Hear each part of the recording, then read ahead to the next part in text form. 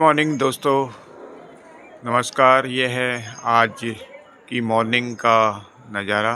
ये है हमारा आड़ू का पेड़ जिसमें खूब सारे फूल आए हुए हैं और नीचे ये सरसों।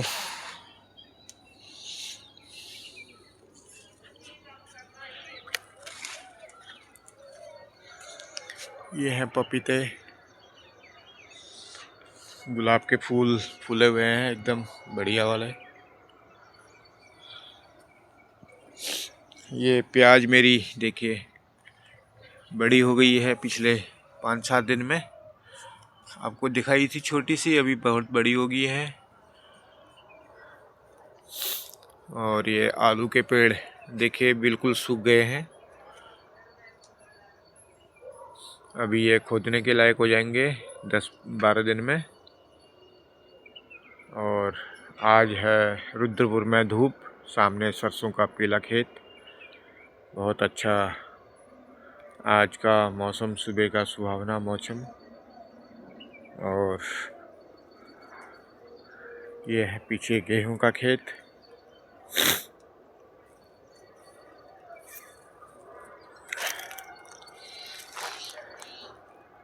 ये देखिए लहसुन बिल्कुल अभी ओस से बिल्कुल एकदम गीले हो रहे हैं सारे पेड़।